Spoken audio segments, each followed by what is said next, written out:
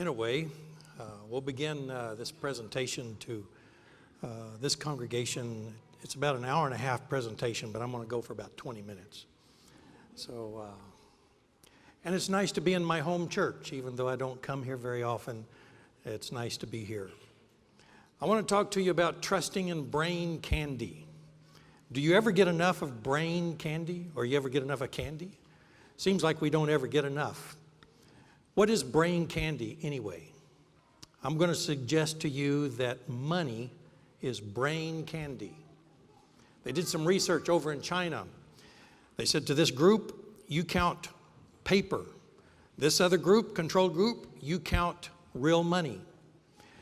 And afterwards, they had some water, 122 degrees. The group that counted just paper put their hand in the water, and they felt the temperature. The group that was counting real money put their hand in the 122 degree water, and they said, it's not so bad. It is because money triggers in your brain the same chemicals that are triggered whenever you take drugs. Money is the god of this world. Materialism is its religion. Consumerism is the sanctuary that we gather in to worship.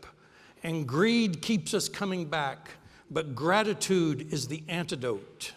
And that's why we have a system of tithe and offering. But I want to go to the foundation part of this topic.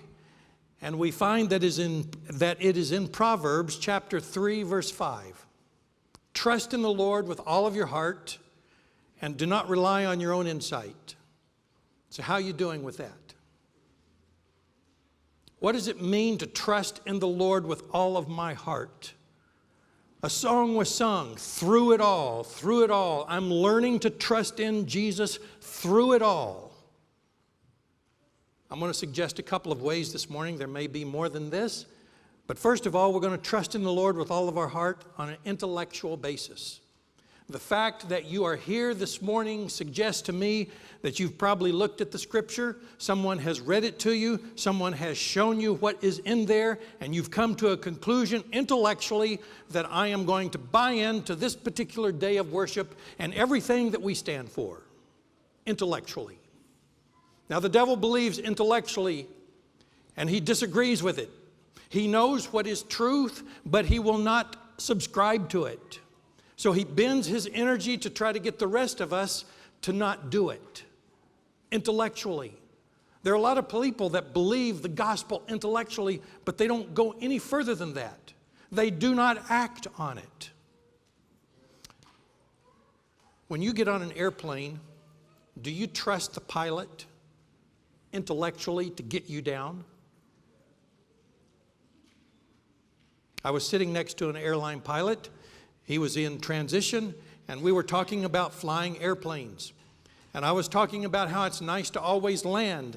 And he said, sir, we only guarantee you that we'll get you down. And I thought about that.